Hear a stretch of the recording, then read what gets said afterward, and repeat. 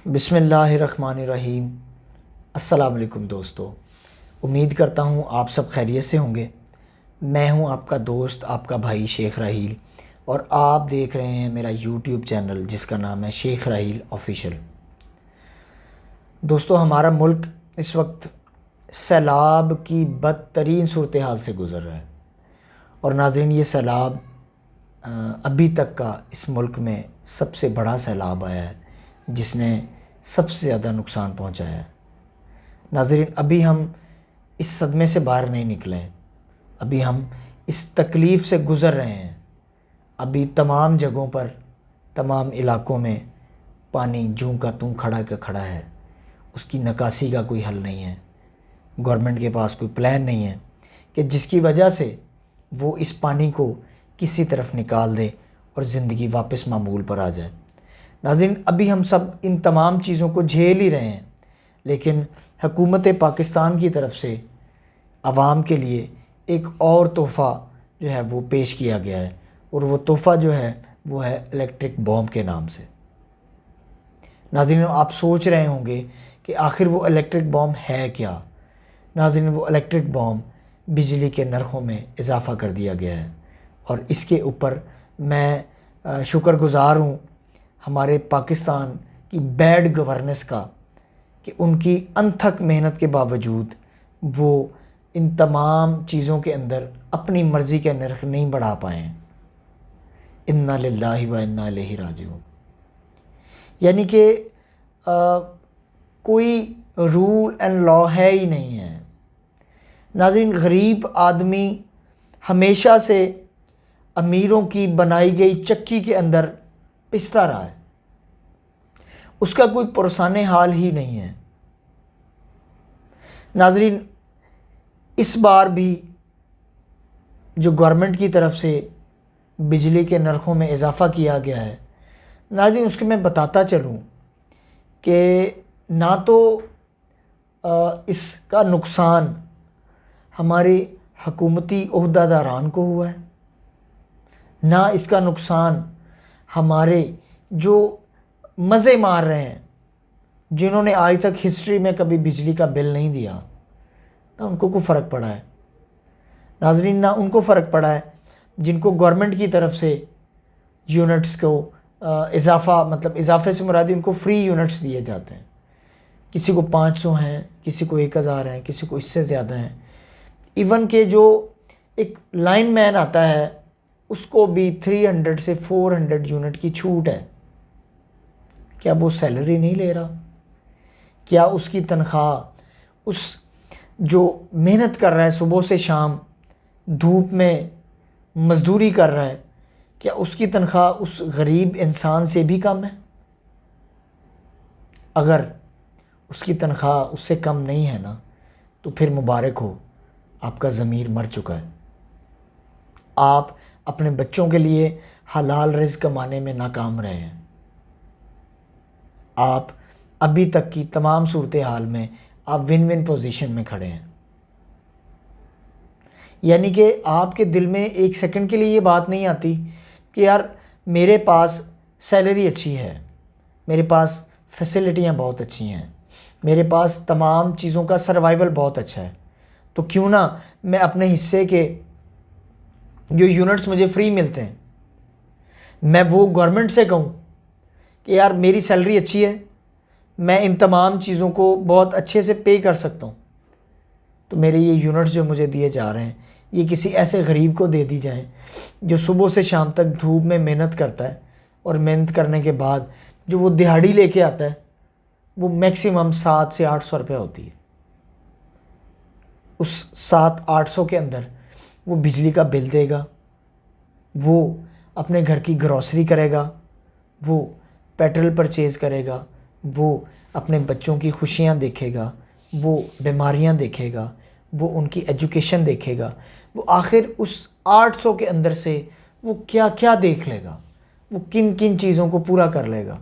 नाज़रीन, इसी दुख, इसी तकलीफ़ और इसी परेशानी के अंदर मैं समझता हूँ कि अगर इस वक्त भी हमारी जो गवर्नमेंट है वो इस चीज़ के ऊपर सिर्फ सोच ले कि यार हमने इस मुल्क की मईशत को जो हम गिरा रहे हैं, मैं सिर्फ किसी एक को हिट नहीं करता, ना मैं किसी एक का नाम लेता हूँ, मैं सिर्फ ये कहता हूँ कि अगर हम कौम बन के सोच लें तो इंशाअल्लाह अल्लाह करीम ने इस मुल्क में इतने वसाइल, इतनी जो हैं वो अच्छी चीज़ें जो हमें अल्लाह करीम ने अता की हैं वो मौजूद हैं, जिनसे ना सिर्फ हम अपनी ज़रूरियात पूरी कर सकते हैं, बल्कि हम इन तमाम चीज़ों को बाहर के मुल्कों में सेल करके बेहतरीन ज़रा मुबादला कमा सकते हैं।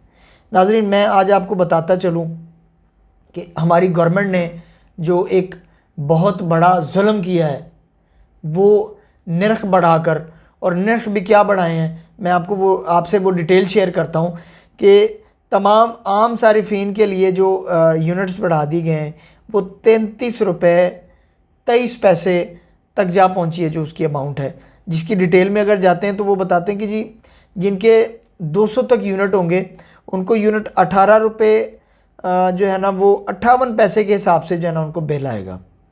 और जैसे ही वो कोई यूनिट बढ़ते हैं और वो यानी कि कहने का मकसद है कि वो 300 यूनिट हो जाते हैं तो उनको तकरीबन फ़ी यूनिट 24 रुपये 47 पैसे का जो है वो यूनिट मिलेगा। और जिनके 400 से ऊपर यूनिट हो जाते हैं, इनके ज़्यादा हो जाते हैं, वो लोग 24 रुपये 63 पैसे पे जाएंगे। और जिनके 500 रुपये 500 यूनिट से ज़्यादा हो जाते हैं वो 26 रुपये और तकरीबन 9 पैसे पे। और जिनके 600 से ज़्यादा यूनिट हो जाते हैं वो 27 रुपये के हिसाब से होंगे। और 700 से ज़्यादा यूनिट वाले जो होंगे ये 27 रुपये 65 पैसे फ़ी यूनिट यानी कि इनको चार्ज किया जाएगा। मैं कहता हूँ एक और चीज़ जो तकलीफ़ दे है, जो आप और मैं बड़े अच्छे से समझते हैं, और वो ये है कि आप जब किसी तरफ जाते हैं, किसी जगह पे जाते हैं और परचेजिंग के लिए जाते हैं नाज़रीन, तो उसके अंदर आप जाके उससे ये बात करते हैं कि भाई मैंने ये आपकी चीज़ क्वांटिटी में लेनी है। मेरी बात समझें आप, कि ये आप मुझे 1 दर्जन का रेट बता दें। अब मैं उसे कहूँगा कि मुझे ये 10 दर्जन चाहिए, ये मुझे 20 दर्जन चाहिए, मुझे 50 दर्जन चाहिए, तो मुझे उसका रेट दें आप। तो फिर वो क्या करते हैं कि वो उसका रेट थोड़ा डाउन कर देते हैं। अगर एग्ज़ाम्पल उसने कहा कि जी ये अगर आप 1 दर्जन ले रहे हैं तो ये चीज़ आपको 10 रुपये में है, तो अगर मैं कहूँ कि यही मैं आपसे अगर 50 दर्जन लूँ, फिर अगर यही चीज़ मैं आपसे 20 दर्जन लूँ, यही चीज़ मैं आपसे 10 दर्जन लूँ, तो जैसे जैसे मेरी चीज़ों की क्वांटिटी बढ़ती जाएगी वैसे वैसे उसके नर्ख नीचे आने शुरू हो जाएंगे। मीन कि वो बात उसकी होलसेल में चली जाती है। लेकिन हमारे यहाँ एक अलमिया है, वो ये है कि जैसे जैसे हमारा यूजेज बढ़ता जा रहा है वैसे वैसे हमारा रेट बढ़ता जा रहा है। यानी कि यहाँ पे गंगा उल्टी ही बह रही है, यानी कि यहाँ पे जिसका जो दिल करेगा वो करेगा। किसी को इस चीज़ की ना तो परवाह है, ना वो किसी को जवाब दे, ना उसको ज़रूरत ही है। उसके पास बॉल पेन है, उसके पास वो अथॉरिटी है, वो जो चाहे वो लिख दे, उस पर साइन कर दे, कोई पूछने वाला नहीं है, कोई बताने वाला नहीं है। एक और जो सबसे बड़ी चीज़ इन्होंने ऐड की है वो है सेलिब्रेट। अब ये बीमारी क्या है, सेलिब्रेट बीमारी क्या है? वो ये है कि आपने, जैसे मैंने अभी शेयर किया कि आपने एक चीज़ ली है वो है 5 रुपये की, आप अगर 2 चीज़ें लेंगे तो वही चीज़ आपको मिलेगी 8 रुपये की। अगर आपने वही चीज़ें 20 कर ली हैं तो वही एक चीज़ की कीमत आपको मिलेगी 40 रुपये। अगर आपने उससे ज़्यादा क्वांटिटी बढ़ा ली है तो वही चीज़ आपको मिलेगी 100 रुपये। यानी कि मतलब कमाल हो गई है यार, कमाल हो गई है यार। अभी मैं आपसे वो भी डिटेल शेयर करता हूँ कि वो एक नई बीमारी, एक नया लूटने का तरीका वो क्या है जी। जो पहला सेलिब्रेट होगा वो होगा 272 रुपये का, और सेकंड फेज़, सेकंड जो उनकी ऑप्शन है जो उन्होंने बनाई है वो है सेकंड सेलिब्रेट होगा 1257 रुपये का। यानी कि अगर हम देखते हैं इस चीज़ को कि पहले सेलिब्रेट में और दूसरे में पूरे 1000 रुपये का फ़र्क है। तीसरे पे आते हैं, अगर तीसरा सेलिब्रेट होता है तो 4,570 रुपये, और चौथे सेलिब्रेट के अंदर 9,125 रुपये, पाँचवें के अंदर 18,227 रुपये, और माशाल्लाह जो छठा है वो है 18,290 रुपये। यानी कि पहले सेलिब्रेट से दूसरे के अंदर 1,000 रुपये का फ़र्क है, दूसरे से तीसरे में 3,300 रुपये का फ़र्क है, तीसरे से चौथे में 9,000 रुपये का फ़र्क है। यानी कि आखिर मतलब कमाल ही हो गई है यार, मतलब कमाल ही हो गई है। और इन तमाम चीज़ों के अंदर नाज़रीन कोई पूछने वाला है ही नहीं है, यानी कि कोई पूछने वाला है ही नहीं है। मैं एक और चीज़ बताता हूँ कि इसके ऊपर अगर इनिशिएटिव लिया जाए तो इसके ऊपर इनिशिएटिव कौन ले सकता है, किसके पास ये अथॉरिटी है? नाज़रीन, हमारे जो मुल्क के अंदर चीफ़ जस्टिस साहब हैं, कौन? चीफ़ जस्टिस साहब, वो इस चीज़ के ऊपर एक्शन क्यों नहीं ले रहे हैं? नाज़रीन, अगर मैं कुछ ऐसे अल्फाज इस्तेमाल करूं और हकीकत बता दूं तो फिर ये भी बात आ जाती है कि ये बंदा इंतशार फैला रहा है। ये इंतशार नहीं है भाई, ये आप लोगों का मकरू चेहरा इस भोली भाली और परेशान आवाम के सामने लाने वाली बात है। ये लोग जो गरीबी की चक्की के अंदर दिन ब दिन अपना आप धुनते जा रहे हैं, और आप इनकी की हुई मेहनत के ऊपर, इनके कमाए हुए हलाल पैसे के ऊपर सांप बन के बैठ रहे हैं। आप लोगों को शर्म आनी चाहिए यार। आप लोग बड़े चौड़े होके कहते हैं जी मेरी एक दिन की सैलरी मैं गरीबों को दे रहा हूं। भाई सारा साल, इन 75 सालों के अंदर आपने लूट के खा लिया इस गरीब को, आप एहसान कर रहे हैं उसके ऊपर कि मेरी एक दिन की सैलरी मैं दे रहा हूं। भाई ना दें, आप बिल्कुल ना दें भाई। आप वो एक दिन का भी एहसान अपने पास रखें। अवाम को पता तो हो कि यार हम इन बड़े बड़े ओहदेदारान को हम पाल रहे हैं, आप इतना एहसान क्यों करते हैं? शर्म आनी चाहिए आपको। क्या ये हमारी गवर्नेंस है? अब एक और बहुत बड़ा ब्लंडर, माशाल्लाह मैं कहता हूँ ब्लंडर भी क्या, हमारे वज़ीर आज़म साहब को वो सल्यूट मारना चाहिए, बल्कि सल्यूट भी उसी पानी के अंदर डुबकियां लगवानी चाहिए इन्हें। यार बेशर्मी की इंतहा है। अब वो सुन लें, वो कहते जी मैं 2 माह के लिए ऐलान करता हूँ जी, मैं 2 माह के लिए जो होगा सलाब ज़दगान से मैं बिल नहीं लूँगा। यार शर्म करें यार, आप उनको दे क्या रहे हैं? पिछले 1.5 माह से तो वो लोग मतलब पानी से महरूम हुए हैं, सॉरी बिजली से महरूम हुए हैं। वो तो अपने घर में नहीं जा सकते, बिजली कटी भी है वहाँ की। आने वाले, मुझे नहीं लगता कि ये एक जो है महीनों की बात होगी, नाज़रीन ये सालों की गेम है। कि जो पानी वहाँ पे जमा हुआ है, मेरे पास वो रिपोर्ट्स आई हैं, वो मैंने देखी हैं नाज़रीन, 10 से 12 फीट पानी है, 10 से 12 फीट। और आपको लगता है ये महीनों का काम होगा? नाज़रीन सालों लग जाएंगे, सालों लग जाएंगे वहाँ से पानी जाने में और वापस जो है वो ज़िंदगी रूटीन में आने में। और आप जो हैं वो नेग्लिजेंसी पे नेग्लिजेंसी करते जा रहे हैं। आपको शर्म नहीं आ रही कि यार आप वहाँ पे जो उनकी टीम आई थी अभी पिछले दिनों, ये शायद 1-2 दिन हुए हैं, वो अभी विज़िट करके गए हमें। यानी कि उनका कहना है कि यार ये किन के हाथों में दे दिया मुल्क आपने। वो सिर्फ एक मीडिया टॉक के लिए वो मतलब मरे जा रहे थे यार, कि यार आप हमारे साथ मीडिया टॉक कर लें, आप हमारे साथ मीडिया टॉक कर लें। ओ भाई क्या करेंगे आप मीडिया टॉक से? निकालेंगे क्या? यानी कि मतलब कमाल हो रही है, कमाल हो रही है, कमाल हो रही है। उस बंदे ने कहा यार, कहते हैं यार कमाल करते हैं, जहाँ पे ज़्यादा परेशानियाँ हैं, जो लोग मुतासर हैं उनके पास जा नहीं रहे हैं यार। ये अपनी मर्ज़ी की जगहों पे लेकर जा रहे हैं, अपनी मर्ज़ी के इलाकों को विज़िट कर रहे हैं, अपनी मर्ज़ी के लोगों को फ्रंट लाइन पे ला रहे हैं, उनसे बात करवा रहे हैं। कहते मीडिया टॉक करनी है तो हम आपको लिख के देते हैं, आपने बस वही बोलना है। कहते जी इस मुल्क का अल्लाह ही हाफिज़ है, जिन हाथों में ये मुल्क है ये फ़कीर से फ़कीर होता चला जाना है, अल्लाह करीम अपनी हिफाजत में रखे, ये फ़कीर से फ़कीर होता चला जाएगा। ये मेरे अल्फाज नहीं है, ये जो अभी साहब तशरीफ़ लाए थे यहाँ पाकिस्तान के अंदर और होके गए, ये उनकी बातें। यानी कि कमाल हो गई है यार, आपके अंदर इंसानियत नाम की कोई चीज़ रह ही नहीं गई है। आप लोग सिर्फ ये सोच रहे हैं यार इस सैलाब से मैं क्या कमा सकता हूँ, इस वबा से मैं क्या कमा सकता हूँ। नाज़रीन, मैं कहता हूँ ये इंतहाई शर्मिंदगी वाला बयान था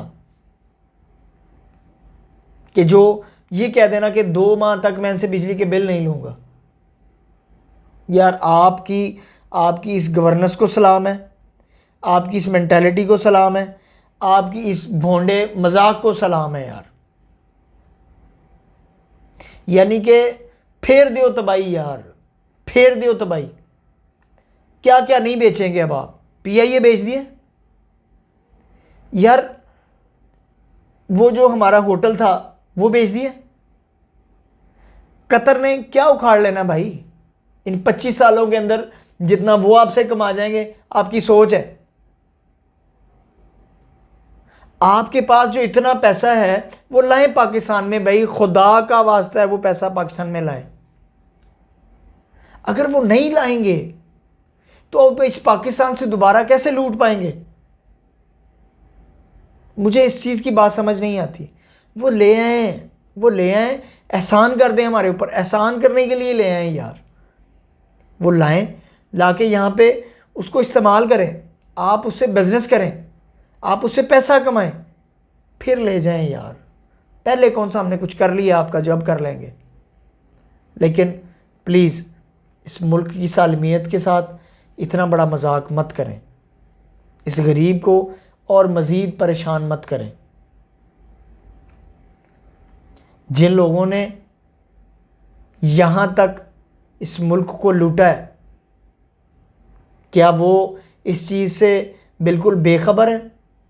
उनको इस चीज़ का एहसास है कि जो इससे पहले भी लोग आए वो साथ क्या ले गए, आप लोग भी कुछ साथ नहीं लेके जाएंगे।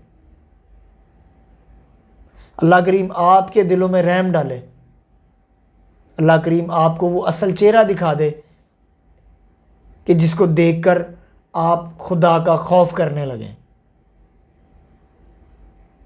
नाज़रीन, मेरी बातें शायद बहुत सारे अहबाब को अच्छी ना लगती हों, उनको लगता हो कि राहील जो हैं वो आके मतलब इस किस्म की बातें करके और चले जाते हैं। लेकिन नाज़रीन, ये दुख है, ये तकलीफ़ है, ये वो एहसास है जो शायद आपके अंदर भी मौजूद है, लेकिन उसके ऊपर आवाज़ उठाने को कोई तैयार नहीं है। खुदारा अपनी परेशानियों के लिए, अपनी टेंशनों के लिए, अपने साथ किए जाने वाले जुल्म के लिए आवाज़ उठाएं, जिहाद के लिए निकलें। ये जिहाद के लिए मैं ये नहीं कहता कि आप कत्ल वगैरह शुरू कर दें, लेकिन कम अज़ कम आप आवाज़ तो बुलंद कर सकते हैं कि यार भाई ये जो आप कर रहे हैं इससे मुल्क के लिए, कौम के लिए, गरीबों के लिए सिवाय दुख और तकलीफ़ है उसके अलावा कुछ नहीं है। नाज़रीन, रियासत के ख़िलाफ़ जाना नहीं होता, रियासत के आगे अपनी गुजारिशात रखना होता है। शायद अल्लाह करीम इसी तरह उनके दिलों में वो रहम डाल दे कि जिससे वो मुल्क का सोचना शुरू कर दें। अल्लाह करीम आपका, मेरा और इस मुल्क का और इस उम्मत का हामी और नासिर हो। अल्लाह करीम आपकी, मेरी और इस तमाम उम्मत की परेशानियों को जल्द अज जल्द आसानियों में तब्दील कर दे। अल्लाह करीम तमाम उम्मत की बख्शिश फ़रमाए, अल्लाह करीम तमाम उम्मत के दराजात बुलंद फरमाए। मुझे इजाज़त दें।